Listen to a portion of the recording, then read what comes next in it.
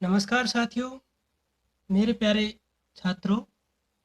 इस video lecture में आज हम आपको बताएंगे trigonometric ratios of allied angles. तो प्यारे छात्रों, देखो सबसे पहले यहाँ पर एक टर्म्स आती है अलाइड एंगल।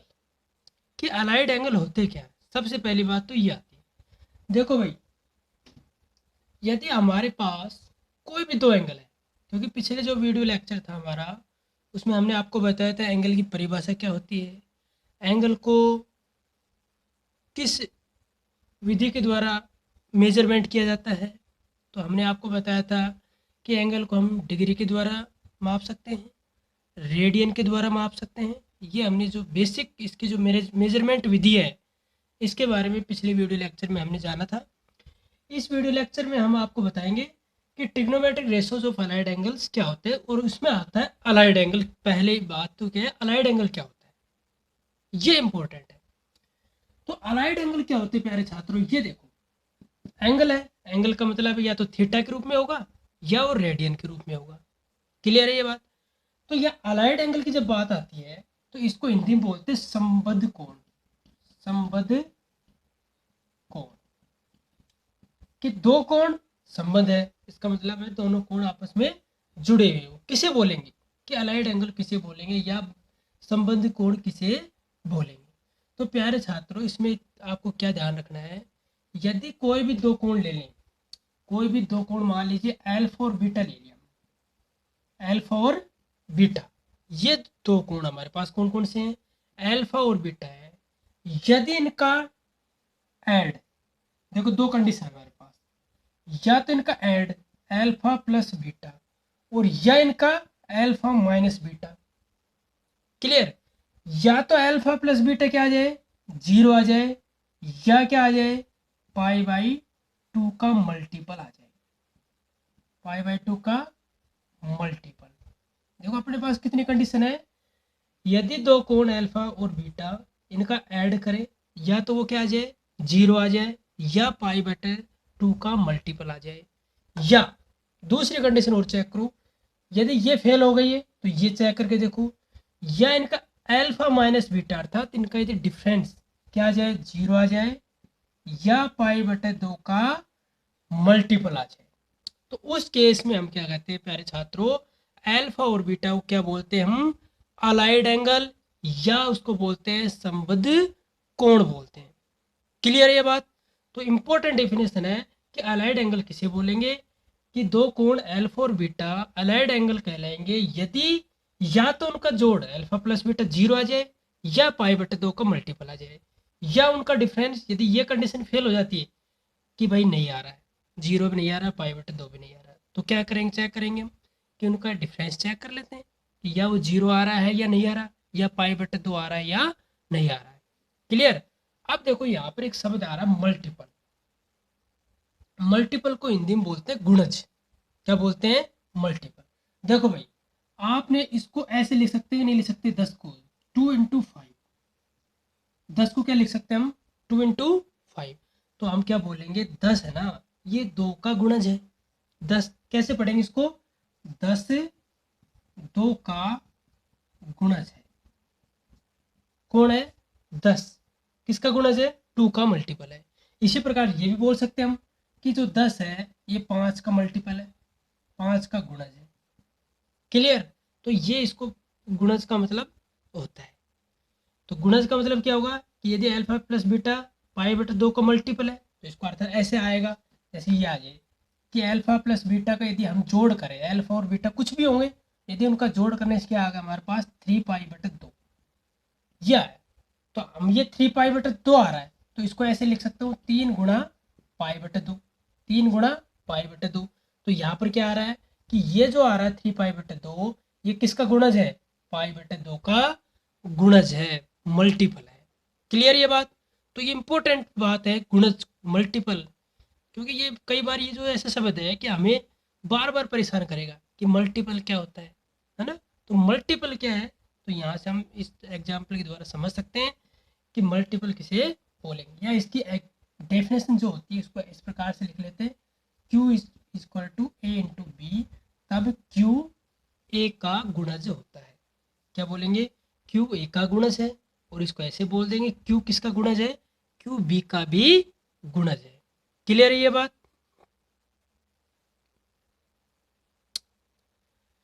अब देखो भाई, तो यहाँ से हमने डेफिनेशन पढ़ ली अलाइड एंगल की।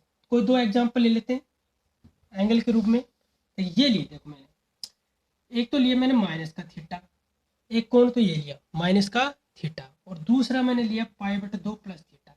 अब आपसे पूछें, बताओ भाई ये दोनों कोण अलाइड एंगल है या नहीं है, संबद्ध कोण है या नहीं है? तो क्या कंडीशन है, इसको अल्फा मान लो और इसको क्या मान लो, बीटा।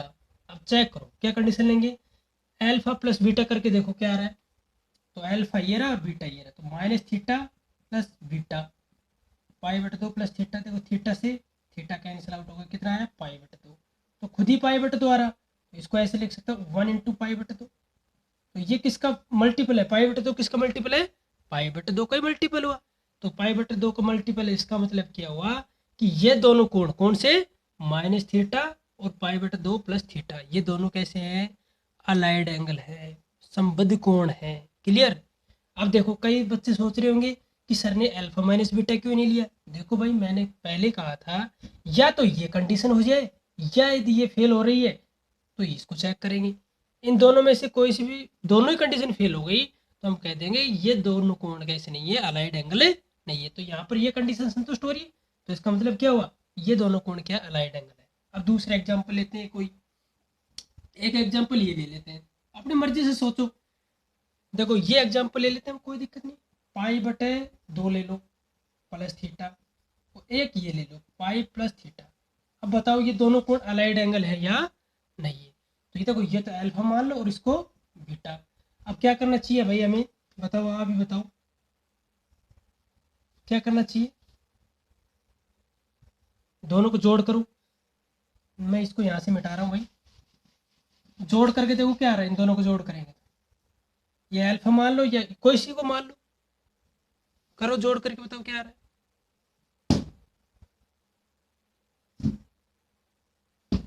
करो कोशिश करो।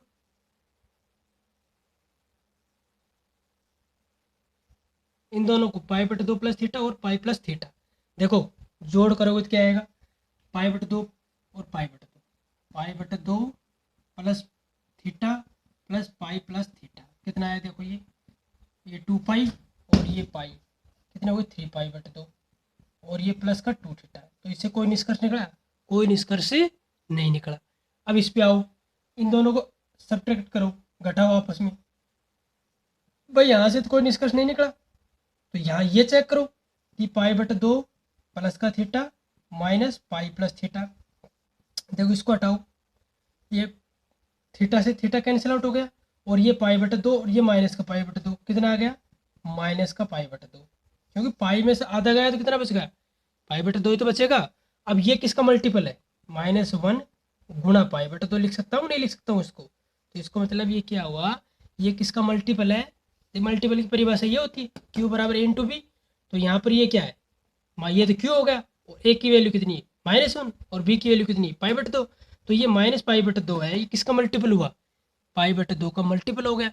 तो इसका मतलब क्या हुआ कि जो हमारे एंगल कौन कौन से, ये पाई बटे 2 प्लस थीटा और पाई प्लस थीटा, ये कैसे हो गए भाई बताओ, ये दोनों अलाइड एंगल हो गए, संबंध कोण हो गए, क्योंकि परिभाषा यही है।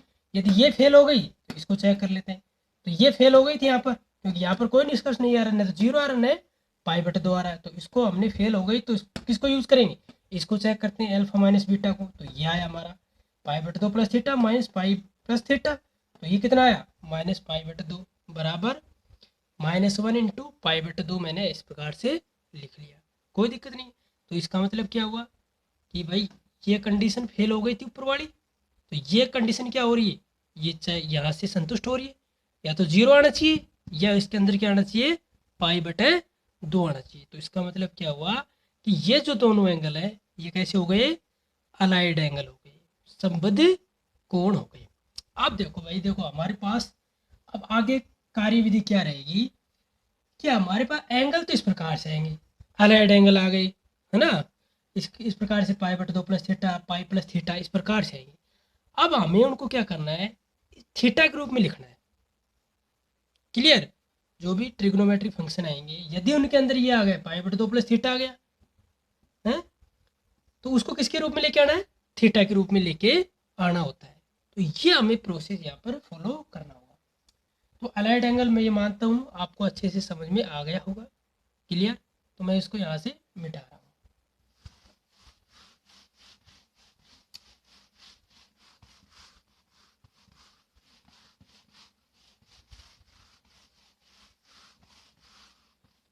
हाँ भाई, देखो अब हम क्या, हमारा उद्देश्य क्या है, संबंध कोणों को, उद्देश्य क्या है, संबंध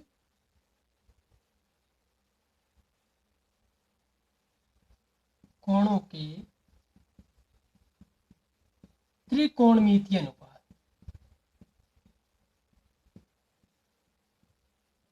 अनुपातों को थीटा के रूप में रिप्रेजेंट करना, ये हमारा टास्क है। टास्क क्या अपना, ये टास्क है कि संबद्ध कोणों के त्रिकोणमितीय अनुपातों को किसके रूप में रिप्रेजेंट करना, थीटा के रूप में रिप्रेजेंट करना। तो देखो पहले तो ये देखो आप, यदि ये 90 डिग्री एंगल है, कितने डिग्री का, 90 डिग्री का, और ये इसके सामने क्या होगा, हाइपोटेन्यूज हो गया, और इसके ये इसके साथ ये क्या हो गया, बेस हो गया, सही है ना, और इसके सामने ये परपेंडिकुलर हो गया। ठीक है, इसको मैं ऐसे लिख देता हूँ, हाइपोटेन्यूज, बेस और परपेंडिकुलर। क्लियर। अब देखो जो ट्रिग्नोमेट्रिक रेशोज होते हैं, ट्रिग्नोमेट्रिक रेशोज कौन कौन से होते हैं, साइन थीटा होता है, साइन थीटा क्या होता है भाई बताओ, पी अपॉन एच होता है। कोस थीटा क्या होता है हमारे पास, बी अपॉन एच होता है। टेन थीटा क्या होता है हमारे पास, क्या होता है tan theta, P upon B. और इनके रिवर्स क्या हो जाएंगे, इनके रिवर्स कोसेक थीटा होता है, वो क्या होता है, एच अपॉन पी। इसका रिवर्स क्या होता है, सेक थीटा होता है, वो कितना होता है भाई, इसका विपरीत कर दो, है ना, एच अपॉन बी। और को थीटा क्या होता है, बी अपॉन पी। ये हमारे पास 6 ट्रिग्नोमेट्रिक रेशोज आते हैं, इनको बोलते हैं ट्रिग्नोमेट्रिक फंक्शन भी बोलते हैं, इनको क्या बोलते हैं, इनको ट्रिग्नोमेट्रिक फंक्शन भी बोलते हैं। अब देखो ये साइन थीटा है, साइन थीटा है, ये थीटा है, ये थीटा, ये थीटा, ये थीटा और ये थीटा। अब हमारा जो बेसिक कॉन्सेप्ट क्या है कि यहाँ पर कि जो संबद्ध कोणों के त्रिकोणमितीय अनुपातों को, संबद्ध कोण कौन से थे भाई, देखो ये था पाई बटा 2 प्लस थीटा और पाई प्लस थीटा। क्लियर। ये संबंध कोण है, दोनों अलाइड एंगल है, कोई दिक्कत नहीं, अलाइड एंगल है। अब हमारा टास्क क्या है कि इनको, इनके जो ट्रिग्नोमेट्रिक रेशियोज क्या आएंगे, मैं जैसे एक ले लेता हूँ, साइन पाई बटे 2 प्लस थीटा आया कि नहीं, ये ट्रिग्नोमेट्रिक रेशियोज है एक नहीं, ये किसका ट्रिग्नोमेट्रिक रेशियो है, इस अलाइड एंगल पाई बटे 2 प्लस थीटा का। और हमें इसको किस रूप में लिखना है, किस रूप में लेकिन लिखना है, इनके रूप में लिखना है, sine theta, cos theta, tan theta, sec theta, है ना, कोसेक थीटा और कोट थीटा के रूप में इस प्रकार से लिखने का प्रयास हमें करना है। जैसे कि मान लीजिए मैं इसको किस प्रकार से लिखूंगा, जब आगे पढ़ेंगे तो ये किस रूप में आएगा, कोस थीटा के रूप में आएगा। देखो ये तो पाई बटे 2 प्लस थीटा था, ये अलाइड एंगल था, और इसको किस रूप में लिख दिया हमने, थीटा के रूप में लिख दिया। तो हमारी हेडिंग क्या है, देखो संबद्ध कोणों के त्रिकोणमितीय अनुपातों को थीटा के रूप में रिप्रेजेंट करना।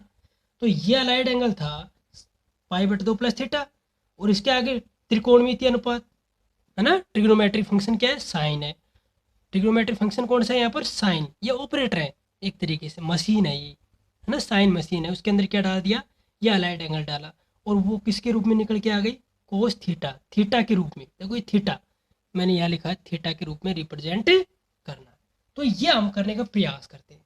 तो अपने इस टॉपिक में इतना कर लेते हैं कि जैसे कि माइनस थीटा, हमने पहले एग्जांपल लिया था ना, माइनस थीटा और पाई बटे 2 प्लस थीटा दोनों क्या है, अलाइड एंगल है।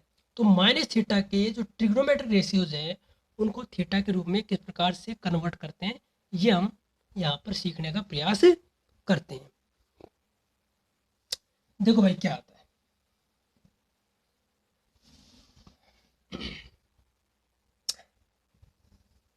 देखो ये हम ले लेते हैं एक, ये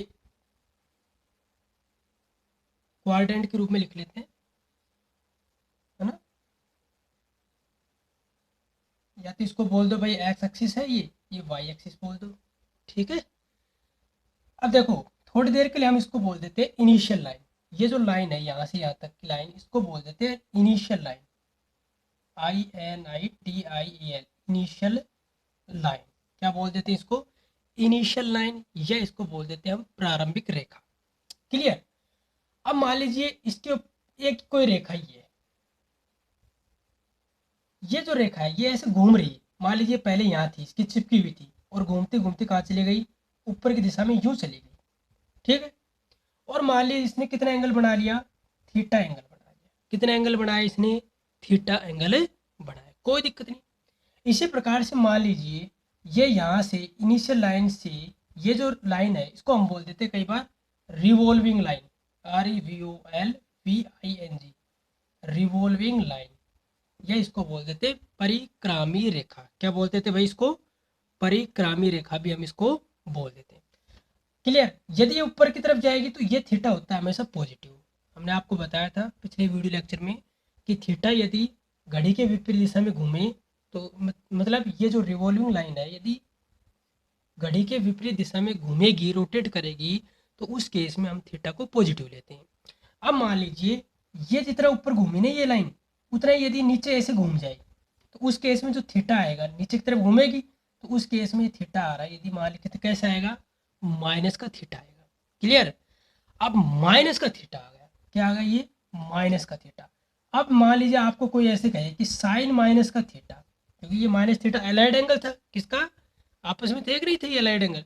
अब इसके ट्रिग्नोमेट्रिक रेशियो, साइन के अंदर क्या है, माइनस का थीटा है, तो इसका जो ट्रिग्नोमेट्रिक रेशियोज है वो जब लेंगे तो वो थीटा के रूप में कितना आएगा। क्लियर। अब देखो जब हम ट्रिग्नोमेट्री पढ़ते हैं, ट्रिग्नोमेट्रिक फंक्शन पढ़ते हैं, तो उसमें जो क्वाड्रेंट आते हैं, क्या आते हैं, क्वाड्रेंट आते हैं, उसको इस प्रकार से हम लिखते हैं AST और C। क्लियर। तो इसमें जो ऑल फंक्शंस होते हैं, 6 क्वाड्रेंट क्या नाम है, ट्रिग्नोमेट्रिक फंक्शन है 6, साइन थीटा, ये cos theta, tan theta, cosec theta, sec theta, cot theta, ये इनके सभी के मान क्या होते हैं इस क्वाड्रेंट में पॉजिटिव आते हैं। इसको बोलते हैं फर्स्ट क्वाड्रेंट, ठीक है। और इसको बोलते हैं सेकंड क्वाड्रेंट, और इसको बोलते हैं थर्ड क्वाड्रेंट, और इसको बोलते हैं फोर्थ क्वाड्रेंट। क्लियर।